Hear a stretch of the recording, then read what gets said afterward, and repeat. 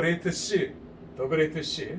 왜냐하면 이 사람들의 세계관은 이게 전부였어요. 홍해가 있고요. 여기는 엘라, 아카드만이죠. 페르시아, 그 다음에 흑해, 카스피해 이렇게 됩니다. 그런데 페르시아만 유역을 보면 2.4km나 해안이 뒤로 물러나 있어요. 퇴적층이. 다시 말하면 전 세계 곳곳에서 홍수가 일어나는 흔적을 볼 수 있지만 가장 큰 홍수예요. 왜냐하면 유프라테스강과 티그리스 강에 위에서부터 흘러내려오는 그 양이 어마어마한 것입니다. 퇴적층이. 자, 다음 그림으로 우리 한번 넘어가 보도록 그렇게 하겠습니다. 자, 아브라함 때 고대 근동 지역을 우리가 살펴보죠. 여러분, 제가 얘기한 우르라고 하는 지역을 살펴보시기 바랍니다. 우르에서 아브라함 바벨론을 넘어서 하란으로 올라갑니다. 하란에서 3년을 머물고요. 부모가 죽을 때. 그리고 지금 하란 이 위치에 있지만 아브라함은 하란으로 와서 하란에서 길을 쭉 타고 내려옵니다. 내려와서는 숲곳을 지나서 세겜에 도착하게 돼요. 저는 이 지역을 답사해 봤어요. 이 지역은 야복강입니다. 물이 굉장히 급하고 빠르게 흐르는 강. 양쪽에는 그 관측소라고 할 만큼 성곽이 오랜 옛날부터 지나가는 사람들이 다 보여요. 그리고 적이다, 아군이다 이런 것들을 금방 인지할 수 있습니다. 이게 그 당시의 길이에요. 아브라함이 왔던 길은 아브라함만 왔던 길이 아니라 그 당시 사람들의 통행로입니다. 그리고 세겜에 도착해요. 세겜은 그만큼 중요한 지역입니다. 아브라함은 이 세겜에서부터 단을 쌓게 되죠. 그 당시에 왕국들을 이렇게 볼 수 있고요. 자, 다음 그림으로 넘어가도록 하겠습니다. 가나안에서의 아브라함의 생애. 자, 저 단을 쌓고 베델, 집이란 말이고 엘은 하나님이란 말입니다. 하나님의 집, 하나님의 성전을 세우겠다는 것이고 야곱, 그 나중에 하나님의 전이 세워지게 되죠. 헤브론은 요새입니다. 여러분들이 지도를 보면은 황색으로 노란색으로 되어 있는 곳이 그 이제 산맥이고 산지예요. 그러니까 헤브론은 높은 산지 위에 계속 들어간 지역. 다시 말하면 좀 고립된 지역이에요. 그러니까 헤브론에 들어가 있으면 밖에서 무슨 일이 일어났는지 모릅니다. 그러니까 아브라함은 318명의 자기 사병, 그들을 헤브론에서 훈련시키고 헤브론에서 하나님 말씀으로 아브라함 자신도 훈련을 받죠. 여기서 천사들을 만났고요. 자, 애굽에 내려갔다가 실패한 아브라함이 다시 올라와서 롯은 소돔으로 내려갑니다. 소돔은 사해 맨 밑밭, 맨 아래에 위치해 있고요. 소돔이 영어 성경을 여러분들이 영어 사전을 살펴보면 소돔이라는 말은 동성애예요. 동성애. 다시 말하면 소돔 사람들의 도덕적 수준이 동성애 수준. 우리는 롯과 그 딸 천사들이 롯에게 막 윽박지를 때 롯이 자기 딸들을 내어주려고 했잖아요. 그런데 그 지역의 사람들이 원하는 것은 그게 아니었어요. 그러니까 그 사람들은 이미 동성애를 하고 있었던 사람들. 이게 소돔의 도덕적 수준이고 고모라의 도덕적 수준입니다. 자, 다음 그림으로 한번 우리 넘어가 볼까요? 아브라함이 이제 북쪽 그돌라오멜 5 왕의 연합군이 있어요. 그런데 그돌라오멜과 우리가 창세기 14장 1절을 보면 아브라밀이라고 나옵니다. 그 아브라밀이 함무라비예요. 함무라비 법전으로 유명한 함무라비. 그리고 그돌라오멜은 엘람 왕입니다. 엘람과 바벨론, 함무라비는 바벨론 제국이죠. 고대 바벨론 제국의 왕이고요. 이 두 왕이 중심이 되어서 이 지역에 조공을 받다가 소돔 왕이 배신을 한 겁니다. 소돔이 왜 어마어마한 공세를 바쳤느냐 하면 소금이 나요. 소금이. 그러니까 고대 제국에서는 소금이 금보다 더 귀해요. 값이 더 비싸고요. 그러니까 거기 솔트에서 나온 말이 샐러리잖아요. 샐러리. 옛날에는 봉급을 소금으로 줬단 말이에요. 그래서 오늘날 봉급이라는 말이 샐러리라는 말은 솔트에서 나온 말이에요. 소금은 그만큼 귀한데 소돔은 소금이 너무너무 넘쳐나요. 절벽, 산 다 소금이에요. 어마어마한 소금. 그리고 소금 무역을 통해서 소돔은 굉장한 부를 획득했고 타락하게 됩니다. 고모라 역시 마찬가지죠. 엄청난 타락, 동성애까지 하나님께서 이걸 두고 볼 수 없었던 것이죠. 그래서 북쪽 왕들을 일으켜서 소돔을 공격합니다. 소돔 왕이 다 뺏기고 재물과 사람들을 약탈해서, 그러니까 사람들이 국가의 가장 중요한 자산이겠죠. 재물도 재물이지만 끌고 올라갑니다. 끌고 올라가다가 저 위에 보면은 단이라는 곳이 있죠. 단은 이스라엘 지형 지도에서 가장 비옥하는 곳이고 물이 풍부한 곳이에요. 거기에서 그들이 잠깐 눈을 붙이고 탈진해서 쓰러져 잠을 잘 때에 아브라함이 318명을 데리고 급습을 합니다. 야간 급습. 이 제국의 군대들을 318명으로 어떻게 다 뺏고 저들을 물리칠 수 있었는가? 야간 급습이죠. 그래서 아브라함은 다시 찾아옵니다. 찾아서 돌아올 때에 창세기 14장이죠. 살렘 왕 멜기세덱을 만나요. 살렘은 예루살렘의 고입니다. 그러니까 예루살렘의 왕이면서 제사장이었던 고대 사회에서는 왕이면서 제사장이죠. 이중직의 역할을 했지요. 그에게 11조를 줍니다. 11조를 바치게 되죠. 제사장이니까, 하나님의 세우신 제사장이니까. 자, 그런데 이제 소돔 왕이 그런 제안을 하죠. 사람들만 내게 돌려주고, 사람이 재산이니까요. 재물은 다 네가 가져라 그러죠. 아브라함에게. 그러니까 아브라함이 내가 이런 약탈의 부, 이런 것들로 부를 취해서 부자가 됐다는 소리를 듣기 싫다. 나는 하나님이 축복하셔서 부자가 되기를 원한다 했지요. 그게 아브라함입니다.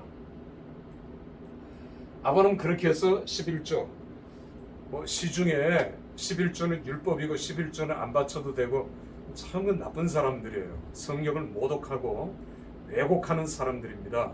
11조는 율법 이전이에요. 이 아브라함 때입니다. 율법보다 몇백 년 이전에 아브라함은 11조를 바침으로써 모든 성도들의 본이 된 거예요.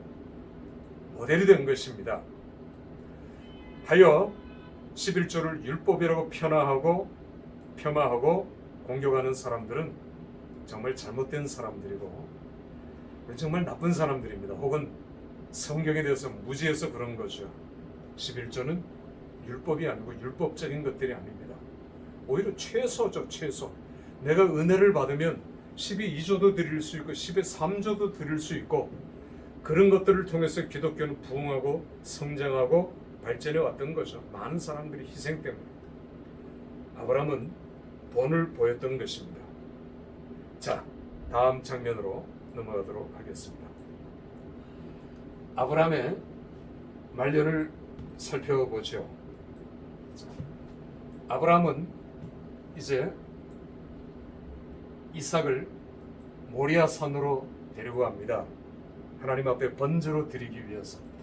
모리아산 퀘스천 마크를 해놨죠. 그러나 모리아산은 우리가 예루살렘에 있는 시온산이라고, 예루살렘은 세 개의 산이 봉우리가 되어져 있는데 가장 중요한 시온산, 우리는 그걸 모리아산이라고 추정합니다. 나중에 이 모리아산에 솔로몬이 성전을 세우게 돼요. 그리고 이 모리아산에서 예수님께서는 십자가에 매달리게 됩니다. 여러분, 이거 언약입니다. 놀랍지 않습니까? 멀리는 예수님의 십자가, 그리고 한가운데는 솔로몬의 성전, 그리고 예수님이 오시기 2000년 전에 이삭은 죄 없이 장작을 짊어지고 번제에 쓸 재물, 번제에 쓸 나무를 짊어지고 마치 2000년 후에 예수님께서 골고다 언덕까지 십자가를 지고 가는 그 장면을 시뮬레이션 하는 거죠. 그리고 이삭은 제물로 바쳐지는 것입니다. 마치 예수님 같이. 그러니까 이삭은 예수님의 타이폴로지, 예수님의 모형이에요. 모형, 그림자예요. 이삭은 그렇게 제물로 바쳐주고 드려지게 됩니다. 하나님 막으셨고 아브라함아 급하게 부르셨고 하나님이 예비하신 제물을 드리게 함으로써 아브라함은 하나님 앞에 이삭을 드리지 않고 제물을 드리게 된 거죠.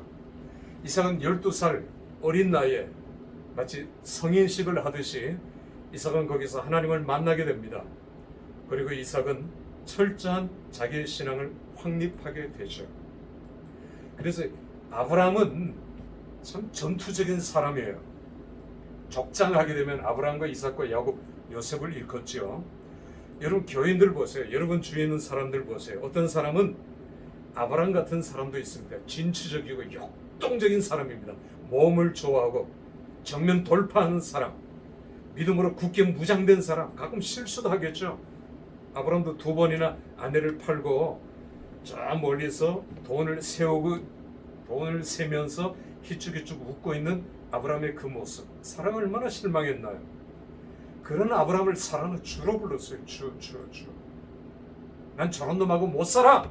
난 당신하고 살지 못해. 어떻게 이럴 수가 있어? 어떻게 나를 팔 수가 있어? 그런 아브라함은 흠과 티와 허물이 많지만 아까도 얘기했지만 그런 아브라함을 하나님께서 의인 삼아 주신 것입니다. 칭의, 의의 옷을 입히시고 우리의 하나님 자녀 삼으시고 왕 같은 족속, 거룩한 족속, 하나님의 나라 제사장으로 저와 여러분을 삼으신 것입니다. 할렐루야. 이 얼마나 놀라운 하나님의 은혜고 하나님의 축복입니까?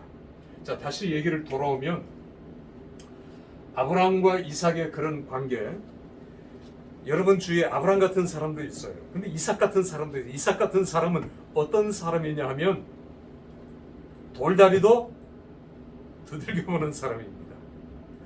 이삭은 아브라함이 갔던 지명, 아브라함이 갔던 길 굉장히 소극적이에요. 그리고 확인하고 또 확인하고 또 확인해요. 이 일이 하나님이 허락하신 것이다. 그리고 내가 인정한다 싶으면 이삭과 같이 생명을 겁니다. 그러나 그러기 전까지는 굉장히 조심스러워요. 우리 주위에 이삭 같은 사람들도 많이 있단 말입니다. 예수 그리스도의 모형이기도 하고요. 이삭은 중요한 인물이지만 이삭의 생애는 딸랑 2장의 성경 창세기. 아브라함은 굉장히 분량이 많습니다. 그런데 이삭 참 귀하거든요. 여러분 주위에 이삭 같은 사람도 있어요. 세 번째, 야곱 같은 사람도 있습니다. 어떤 사람이냐? 야곱은 죽도록 매맞죠. 저 터지죠. 여기 터지고 저기 터지고 그리고 코피 나오고 그냥 머리도 터지고 나중에 손 들고 주님 앞에 옵니다. 천부에 의지 없어서 주 앞에 옵니다.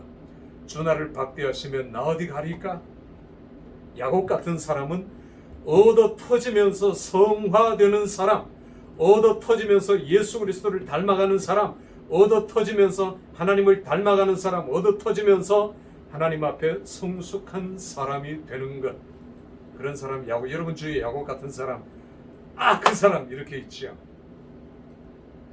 그 다음 4번째 족장, 요셉 같은 사람도 있습니다. 요셉은 어떤 사람이냐? 철저하게 훈련된 사람입니다. 철저하게 계획된 사람이고요. 어떤 사람은 임기응변적으로 하지만 요셉은 철저한 사람입니다. 요셉의 삶의 모티브는 in the face of God이에요.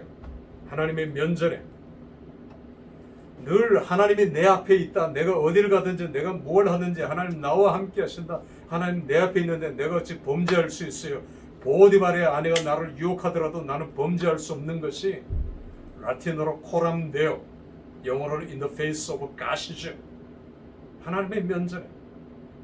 여러분 우리는 이렇게 생각해야 합니다. 나는 늘 내 앞에 마이크가 있다. 그리고 TV에 그 카메라가 늘 나를 주시하고 있다. 그런데 내가 어디 가서 함부로 죄 짓고 범죄하고 그렇게 살 수 있겠는가? 그럴 수 없다. 이게 The Face of God이에요. 칼빈도 그랬습니다. 칼빈의 좌우명도 코람데오예요. 칼빈은 코람데오라는 라틴어를 자주 사용을 했습니다. 오늘 우리도 마찬가지예요. 요셉은 그런 삶이에요. 그리고 어떤 사람은 예측 불가능한 사람이 있는 반면에 요셉은 철저하게 예측 가능한 사람입니다. 훈련받고 그리고 철저하게 자기 자신을 조절하고 컨트롤할 수 있는 사람, 셀프 컨트롤, 그런 것들이 요셉의 몸에 배인 것이죠. 그러니까 여러분 교회 교인들을 이 네 가지 카테고리 속에 들어갈 수가 있어요. 한번 여러분 억지로 집어넣지 말고 집어넣어 보세요. 코넬리우스 반틸이라는 사람이 있습니다. 제가 90년도에 그 필라델피아에 있는 웨스트민스터 신학교를 방문한 적이 있어요. 그 웨스트민스터 신학교를 방문한 이유는 제 스승인 가나베 선교사, 가나베 목사님, 한국에서 총신대학에서 오랫동안 교편을 잡으신 그분을 뵙기 위해서였습니다. 그런데 그 웨스트민스터 신학교 본관 벽면에 보면 반틸이라고 써 있어요. 반틸이라는 교수가 웨스트민스터 신학교를 세웠거든요. 반틸이라는 사람은 철학 박사, 신학 박사이면서도 철학자입니다. 코넬리우스 반틸은 우리 인간의 영역을 15개로 나누었어요. 아까 제가 족장은 4개라 했죠. 15개 안에 다 집어넣을 수는 있어요. 우리가 나중에 그걸 배울 기회가 있을는지 모르지만, 자, 여러분, 오늘 제가 이 얘기를 합니다만은 이삭을 다시 우리가 돌아가면 결혼도 시키는 대로 아버지가 시키는 대로 합니다. 절대 불순종하거나 벗어나는 일이 없어요. 그리고 창세기 26장을 보면 그랄 땅에 도착했을 때 이삭은 애굽으로 내려가려고 했지요. 그러니까 아버지가 내려갔으니까 나도 내려가겠다. 어떤 습관입니다. 근데 하나님께서 스탑하셨어요. 넌 내려가지 마라. 내려가지 말고 여기서 내가 너에게 약속한 그 약속을 지켜 행하면 너에게 1000배나 많은 복을 주겠다.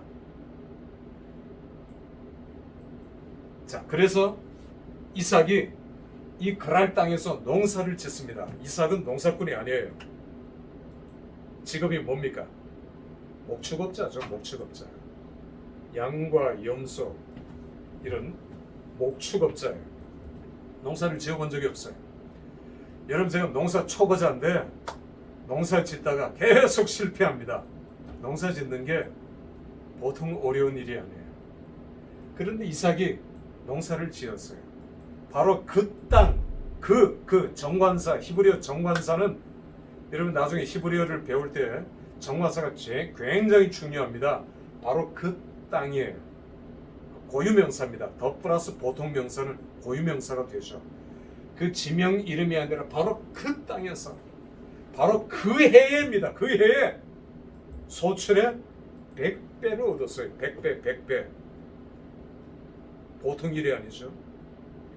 이게 하나님께서 너와 함께 하신다고 하는 표적이거든요. 두 번째는 아브라함은 한 번도 이삭은 한 번도 우물 판 적이 없어요. 아버지가 팠던 브엘세바에 갔죠.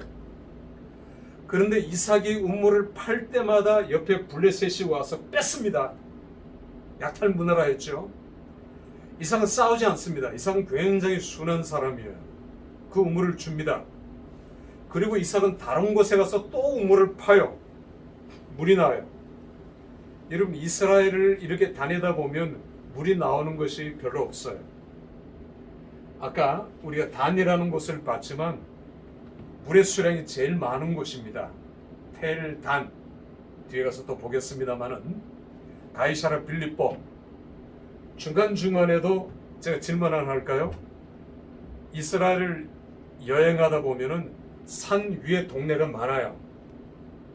왜 산 위에 동네가 생겼을까요? 왜 사람들은 산 꼭대기에서 살기 시작했을까요? 수천 년이 지난 지금까지 그들은 거처를 옮기지 않고 산이 도시가 되고 산에서 살았을까요? 첫 번째, 모기나 해충, 곤충 이런 것들이 산 꼭대기는 없어서. 두 번째, 적이 저 멀리서 오면은 그 적이 오는 것을 보고 피할 수 있으니까, 도망갈 수 있으니까, 내가 미리 대처할 수 있으니까. 그래서 산 위에 동네를 세우고 산 위가 발달되기 시작했다. 여러분 앞에 두 개도 어느 정도는 설득력이 있어요. 맞아요. 그러나 제일 중요한